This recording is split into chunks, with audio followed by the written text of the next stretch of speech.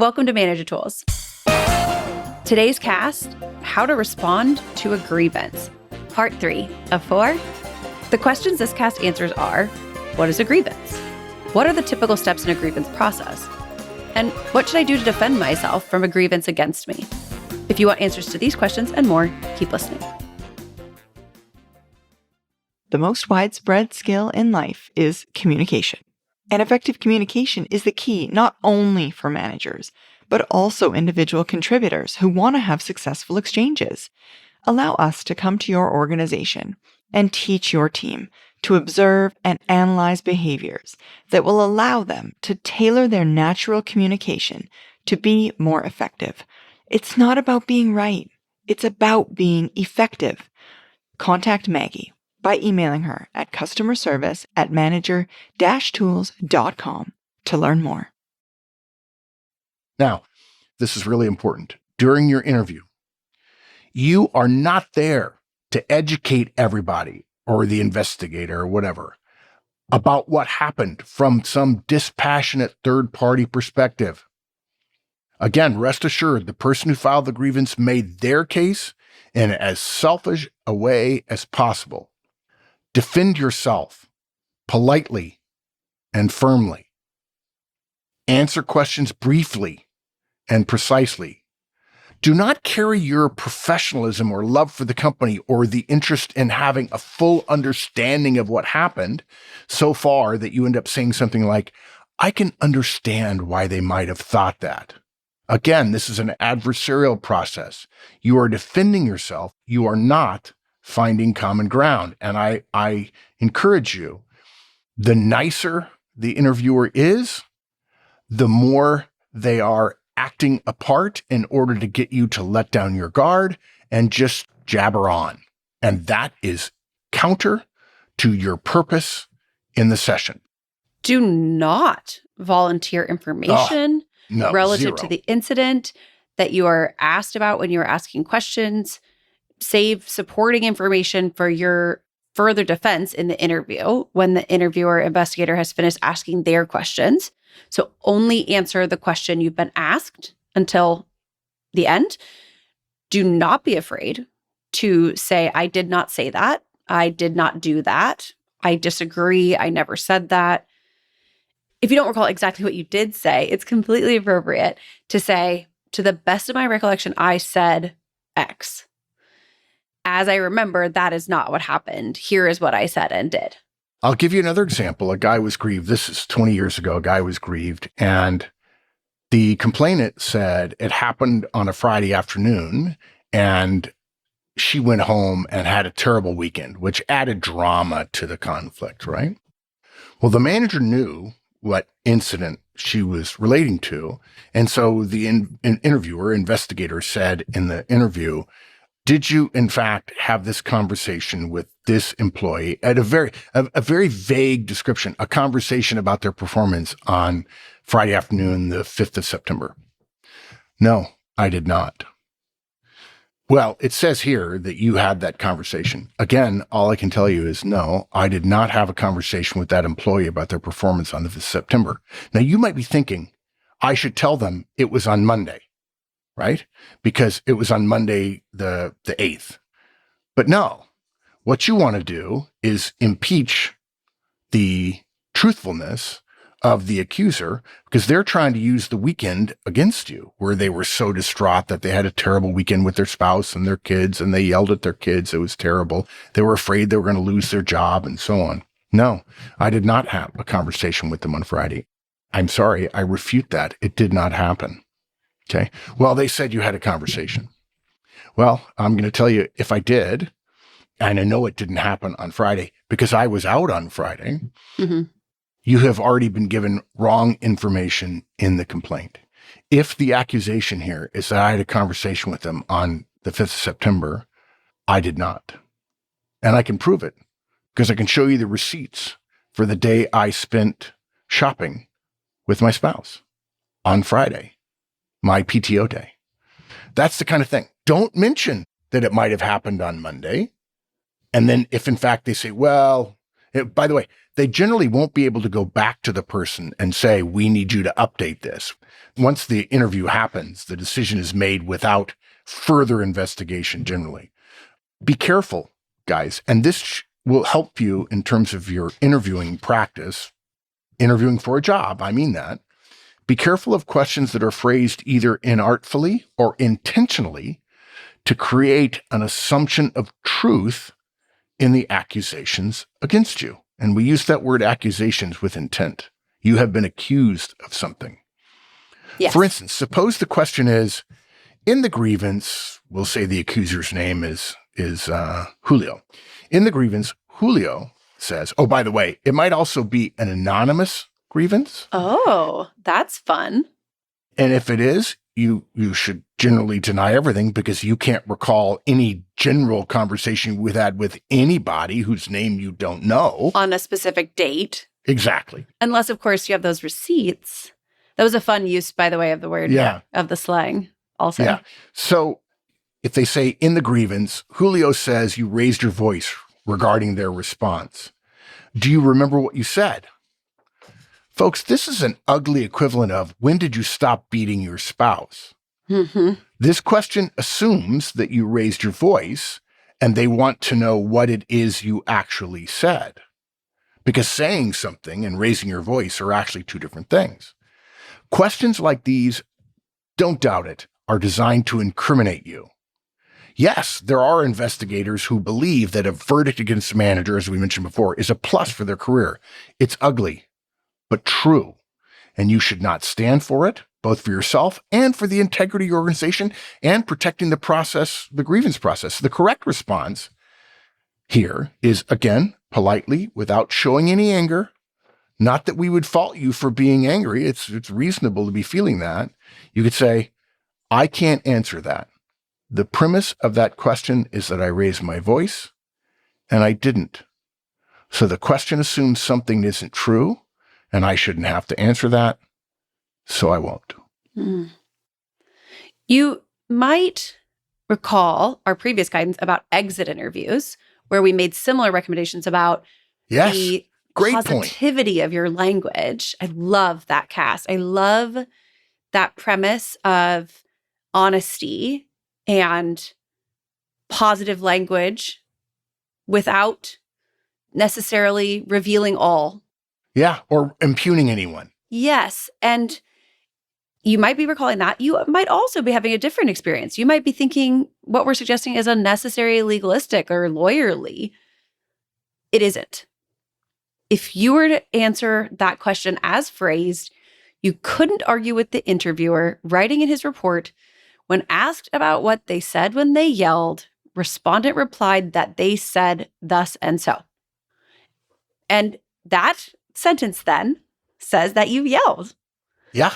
It's damning and false. And if it's in the report, it will be seen as true.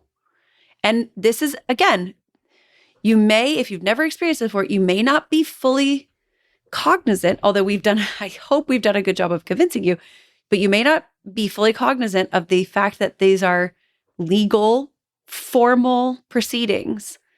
And without being respectful of that, the weightiness of it, you could falter. You could behave in a way that is flippant or simply not with the same level of rigor that's being applied to you. And your rigor, respect for the process and its significance to you.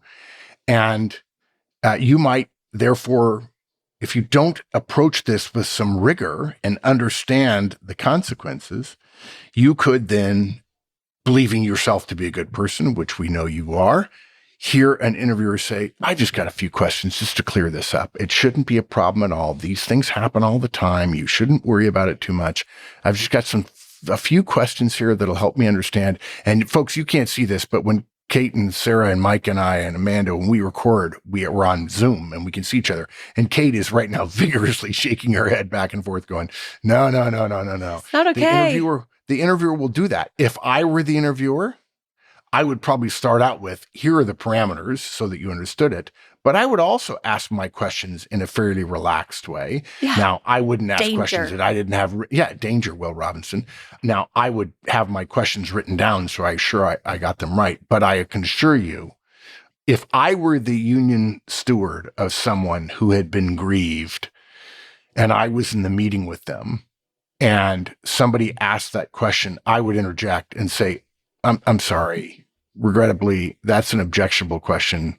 I'm going to tell Stan, the guy I'm here sitting beside, who's being grieved, not to answer it because it assumes that there was yelling. And all I would tell him is just say, you don't yell. You didn't yell. Now, speaking of yelling, don't get angry when you hear questions that are like this. It's wrong. It's unprofessional. It's immature. It's borderline unethical.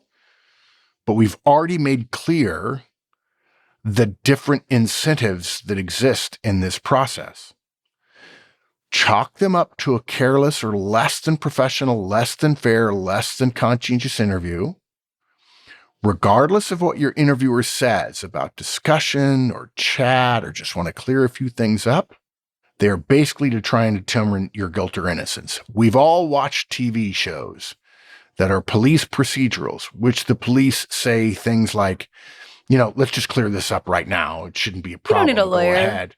You don't need a lawyer. Yeah. We don't have to go down to the station. Let's just have a conversation about it. And people are like, oh, okay, I can have a conversation. Don't believe it for a second.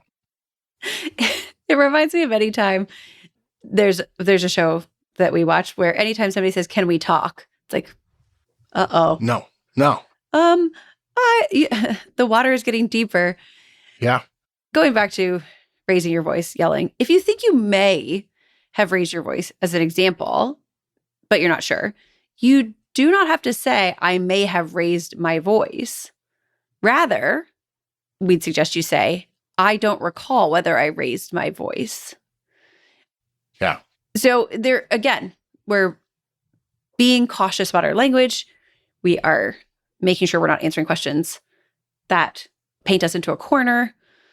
And as much as I hate to say it, there's an additional danger you must which we've prepare talked for. about, but we have to say it again. Yes. The kind, pleasant voiced interviewer. Do not believe any investigator who calls himself an interviewer who says he is sure this will go away. Do not fall prey to thinking that they are your friend. They are your adversary with power over you due to this process. They're likely behaving in a positive, friendly, engaging, collegiate way to help you drop your guard and make their job easier. Proceed upon the facts which they believe to have occurred, which are painted, by the way, by someone without your best interests at heart, who is out to get you. This person is an agent of the person who is out to get you.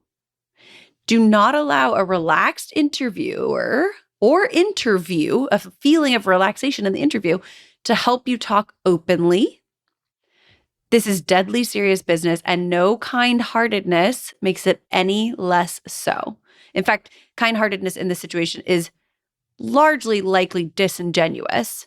Yes. And your professionalism should not waver. However, them coming into this in this way honestly lacks professionalism, I would suggest. Does. Yeah. Further, don't be afraid to impeach your accuser's performance or responses. Okay?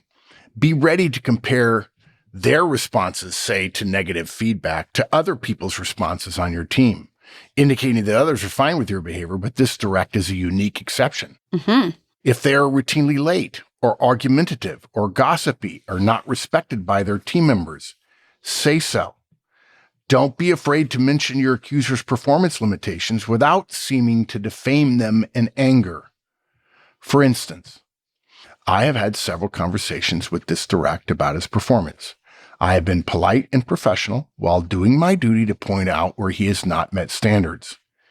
He has often accused me of picking on him. I'm quoting from him. He said I was picking on him, or singling him out for some reason other than performance. But I can show that that is not the case, as you'll see from the records of my conversations with others about their performance and his. I am fair, honest, professional, and caring in my communications with my directs. Also, do not assume that your interviewer will be inclined to let you defend yourself. If you fear this, we would, based on hearing about many of these over the years, you can state your own case before the questions begin, if you're worried that at the end there isn't going to be time for you to state your case.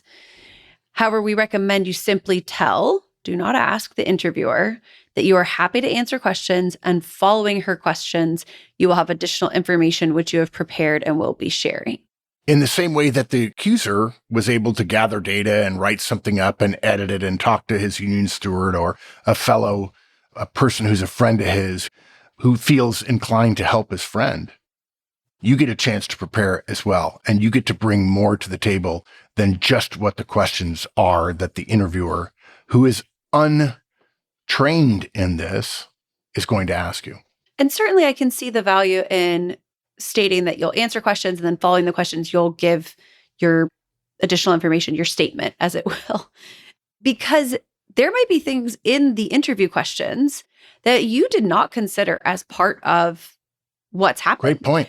The likelihood that you may see an interaction as neutral or even slightly positive, whilst they see it as negative, means that because of course, their perception of you overall being tainted by what they see as this other grievance, or by the grievance, means that you could learn about things that they are bringing up. And if you don't know those when you go into your data, you might not be able to address them in your pre-question characterization or your pre-question statement. So yeah, there's also that. Yeah. The interviewer often behaves as if their list of questions constitutes the entirety of the hearing. Totally. And that isn't true. So you stating, I'm going to say something after your questions, or saying it at the beginning, whichever you feel would be better, is bringing yourself into a process where they're trying to truncate a process that frankly leads to one-sidedness. And the repercussions here are grievous. So of course we would need it not to be truncated or one-sided. Really, the more we talk about this, and of course, since you and I have been talking about this cast for a couple of days, it really is terrifyingly without the assumption of innocence. I mean, it's really just in so many ways stacked against the person who's accused. It's a star chamber. Yeah. Even the fact that your accuser has been presenting their case in advance, has likely been interviewed, this hearing is your chance to present your case to defend yourself. It might be your only one. Do not allow the interviewer to simply ask questions and then close the discussion. Exactly. And we've said it before, we'll say it again. In our experience, HR personnel who conduct these interviews, many of them do a fine job, and we thank them for it. But sometimes some of them realize the sense of power they have, and they're officious. They revel in the power they have, and that shows up in how they conduct their duties. Just the idea that HR could be seen to be acting as an employee's union representative in the event there's not a union is distasteful. That is not the job of HR, and it never has been, even though it's popular and there are some people who talk about it. One other thing, when you take questions, when you get asked a question, write it down. Okay, say, if you'll just take a moment, I want to write that down, and ask them to repeat it so you have it correctly. You can't do that in a job interview where they ask you a 3-part question, because you ought to know the structure and form of the kind of multiple part questions people are going to ask. But even a job interview, if that happened, if you answered 2 of the 3 parts, you could say, you know what, I'm sorry, I missed the 3rd part. Could you repeat the 3rd part? There's no problem. If anybody ever dinged you for that in an interview, that's like dinging somebody because they put salt on their food before they ate it at a meal interview. That's just an ugly way to evaluate another person. So you get a question, say, I'd like to write that down, right? Because you probably haven't been given a list of questions in advance. I've never heard of that. And you want to be able to describe truthfully the questions you've gotten in the event you want to appeal. And maybe your appeal is not formal, but maybe it's informal in terms of going to your boss and saying, here are the questions I was asked. This is how ludicrous questions I was asked were, right? If an area you haven't prepared for is questioned, spend a few minutes quietly preparing a refutation of those issues, which you will then include in your defense after the questions are completed. And going back to our first point, keep a rein on your emotions. Getting the written complaint in advance will help enormously with this. Much like our recommendation of always providing directs their performance review in writing the day before you deliver it verbally. Yeah.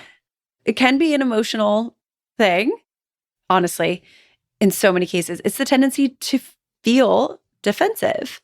Yeah. And defensiveness causes people to behave defensively.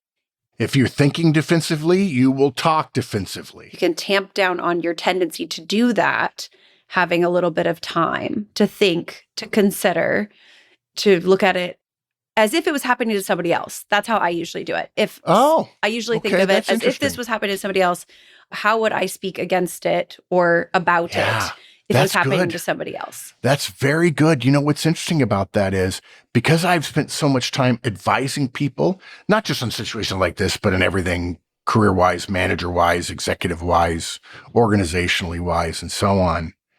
I'm always thinking it's academic about creep that. For you. Exactly. But you're exactly right. Think, okay, how would I behave if this is somebody else and I was advising them? Or how would I behave if I heard that, but I had no dog in the fight, right? How would I deliver my answer in a respectful way? Maybe not as complete as the interviewer would want, but in a way that is designed to defend myself. Yeah. If you were presented with the data without the burden of your personal emotions, what would your response be? And I find that my best way to feel that is to think about it from somebody else's perspective. Something else. Why wouldn't you sit down with a buddy and say, listen, I need some help. Yeah. I'm going to get interviewed. Here's what I think the questions are. I want you to throw these questions at me. I want to practice my answer. And tell your buddy, and by the way, if you want, get a little aggressive with me. And I want to practice my heart rate, my breathing, and my blood pressure. There might also be an opportunity to show what the complaint is to a mentor or someone you trust who's outside of your organization. If you get it, sure. Yeah, and have them, ask them, what would their counterpoints be? Yeah. In fact, why wouldn't they share it with us?